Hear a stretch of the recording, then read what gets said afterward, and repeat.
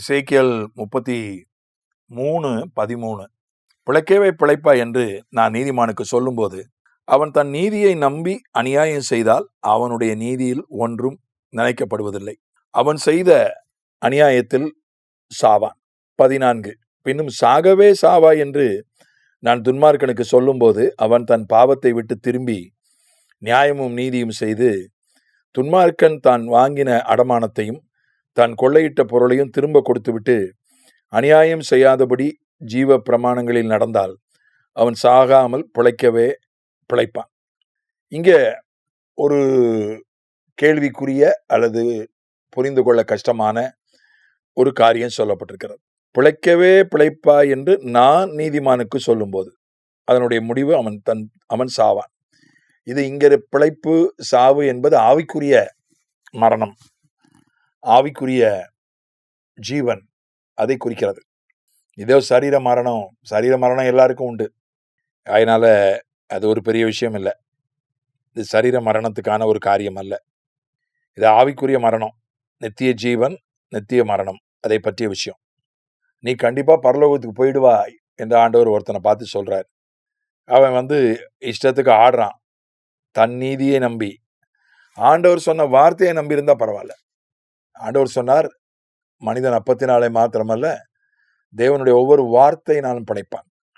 நீ பரலோகத்துக்கு போவாய், இன்றைக்கு நீ என்னுடனே கூட பரதீசில் இருப்பாய் அப்படின்னாரு. அவன் அதுக்கு முன்னால ஆண்டவரை நிந்திச்சான், பரியாசம் பண்ணினான். அதுக்கப்புறம் ஆண்டவரை அறிக்கைட்டான், இன்றைக்கு என்னுடனே கூட பரதீசில் இருப்பாயினாரு. போய் பரதீசுக்கு போயிட்டான். அதுக்கப்புறமும் அவன் ஆண்டவர் தான் சொல்லிட்டாரே பரதீசுக்கு இருப்பாயின்னு சொல்லிட்டாலே, எப்படினாலும் பரதீசுக்கு தான் போகிறோம். மறுபடியும் ஒருக்கா நம்ம பரதீசுக்கு தான் போவேன்னு சொன்னாரு, இந்த சிலுவையிலேருந்து எனக்கு விடுதலை கொடுப்பேன்னு சொல்ல மாட்டேன்னு சொல்லவில்லை. இந்த சிலுவையிலேருந்து எனக்கு விடுதலை கொடுக்க வேண்டும், இல்லை என்றால் நீ கடவுள் இல்லை, நீலாம் ஒரு கடவுளா, நீயும் சிலுவையிலேருந்து இறங்கலை, என்னையும் சிலுவையில் இருந்து இறக்கலை, பரலோகம் கொடுக்குறீங்களாம் பரலோகம் அப்படின்னு பேசியிருந்தான்னு வைங்க, நிச்சயமா பரதீசு போயிருக்க மாட்டான். ஆண்டவருடைய வார்த்தையை நம்பி இருந்தால் அதான் ரொம்ப முக்கியம். பேதுரு சொன்னான், நான் உயிரே போனாலும் கட்டோ காவலோ எது வந்தாலும் உமக்காக நிற்பேன், உம்மை மறுதளிக்க மாட்டேன் என்று சொன்னான். ஆண்டவர் சொன்னார், இல்லப்பா நீ 3 தடவை காட்டி கொடுப்பாயினார். காட்டி கொடுத்துட்டான். அவனை பத்தி வேதம் சொல்லுது, அவன் வசனத்தை ஆண்டவர் சொன்னதை நினைவு கூர்ந்து மனம் கசந்து அழுதான். ஆண்டவருடைய வசனத்தை நம்பும் போது நம்ம பிழைத்துக் கொள்கிறோம், ஆவிக்குரிய ஜீவனை காத்துக் கொள்கிறோம், ஆவிக்குரிய மரணம் நமக்கு வருவதில்லை. தன் நீதியை நம்பி, அங்க சொல்லப்பட்டிருக்கிற பெரிய ஆபத்து அதான், தன் நீதியை நம்பி அநியாயம் செய்தால் ஆண்டவர் பிழைப்பாயின்னு சொல்லிட்டாருன்னு அதை நம்பி இருந்தானா பிழைச்சிருப்பான். தன்னுடைய நீதி, ஏன்னா அவன் நீதிமான் இல்லையா, கொஞ்சம் நீதியான விஷயங்கள்லாம் செஞ்சிருப்பான் இல்லையா. ஆமா, நான் இத்தனை மணி நேரம் உபவாசம் இருந்திருக்கேன், இத்தனை நாள் உபவாசம் இருந்திருக்கேன், இவ்வளவு தசமபாகம் கொடுத்துருக்கிறேன், இவ்வளவு பேருக்கு சுவிசேஷம் சொல்லியிருக்கிறேன், இவ்வளவு மணி நேரம் சபைக்கு போய் நான் வேலை செஞ்சிருக்கேன் அப்படின்னு தன்னுடைய நீதியை நம்புவானால், நம்பினா மட்டும் இல்ல, அநியாயம் செய்தால் அவன் சாகவே சாவான். அப்ப ஆண்டவர் சொன்னது நிறைவேறாம போயிடும். ஒருவன் தன்னுடைய நீதியை நம்பி அநியாயம் செய்யும் போது ஆண்டவர் சொன்னது அவனுக்கு நிறைவேறாமல் போவதற்கு வாய்ப்பு இருக்கிறது. இது ரொம்ப ஒற்று நோக்கப்பட வேண்டிய ஒரு விஷயம்.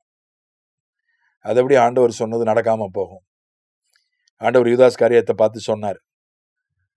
யூதாஸ் காரியத்தை உட்பட 12 பேரை பார்த்து சொன்னார், நீங்க 12 பேரும் மறுஜென்ம காலத்துல 1000 வருஷ அரசாட்சியில 12 கோத்திரங்களையும் 12 அப்போஸ்தலர்களும் ஆளுகை செய்வீர்கள் என்று சொன்னார். யூதாஸ் காரியத்தை ஆளுகை பண்ணானா, தற்கொலை பண்ணி பின்வாங்கி நாசமா போயிட்டான். இப்ப அந்த இடத்துல மத்தியாவை ஆண்டவர் கொண்டாந்தார். 12 பேர் அந்த இடத்துக்கு மத்தியா வந்துட்டான். ஆக 12 பேர் நிச்சயமாக ஆளுகை செய்வார்கள். ஒரு விதத்துல அது நிறைவேறி விடுகிறது, ஒரு விதத்துல நிறைவேறாமல் போய் விடுகிறது. யூதாஸுக்கு நடக்கலையே. அது அப்படித்தான் எடுக்கணும். நம்ம வேத வசனங்களை, எல்லா வசனங்களையும் ஒப்பிட்டு பார்த்து தான் ஒரு முடிவுக்கு வரணும். ஒன்றை மட்டும் வச்சுக்கிட்டு ஒரு முடிவுக்கு வந்தால் அது குழப்பத்தை ஏற்படுத்தும்.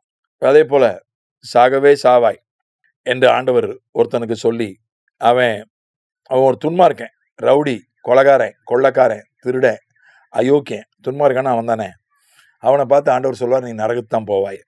ஆனால் அவன் பாவத்தை விட்டு திரும்பி நியாயமும் நீதியும் செய்து ஜீவ பிரமாணங்களில் நடந்தால் அவன் சாகாமல் பிழைக்கவே பிழைப்பான். ஆண்டவர் நீ நரகத்துக்கு தான் போவாய் என்று சொன்ன பிறகும் கூட அவன் மனம் திரும்பி கர்த்தருக்குள்ளே வாழ்ந்தால் ஆண்டவர் சொன்னதே மாறிடுது. அவன் ஜீவனை, நித்திய ஜீவனை பெற்றுக்கொள்கிறான். அதனால இங்க நாம் நம்முடைய கையிலும் நம்மிடத்திலும் பொறுப்பு இருக்கிறது. கர்த்தர் சொல்லிட்டாரு, அவன் செய்வதெல்லாம் வாய்க்கும் தான் சொன்னாரு. அவன் செய்வதெல்லாம் வாய்க்கும். மிகப்பெரிய வாக்கு தத்துவம். செஞ்சாதானே வாய்க்கும். செய்யாம சும்மா இருந்தா என்ன வாய்க்கும்? இப்ப அங்கே ஒரு நிபந்தனை வந்துடுது இல்லையா? அந்த மாதிரி பெரும்பாலான ஒரு சில வாக்கு தத்தங்களை தவிர, ஒரு சில தீர்க்க தரிசனங்களை தவிர, பெரும்பாலான தீர்க்க தரிசனங்கள்ல நம்முடைய பங்கு, நம்முடைய பொறுப்பு, நம்முடைய கடமைன்னு ஒண்ணு இருக்கு. அது தவறுனா ஆண்டவருடைய அவர் சொன்னதும் நமக்கு நிறைவேறாம வேற ஒருத்தருக்கு, நம்ம ஸ்தானத்துல வேற ஒருத்தரை கொண்டாந்துருவாரு. யூதாஸ் காரியத்து விழுந்து போனப்போ அவன் ஸ்தானத்துல மத்தியாவை கொண்டாந்த மாதிரி நிறைவேறும். ஆனா நம்ம இடத்துல வேற ஒருத்தன் வந்துருவான்.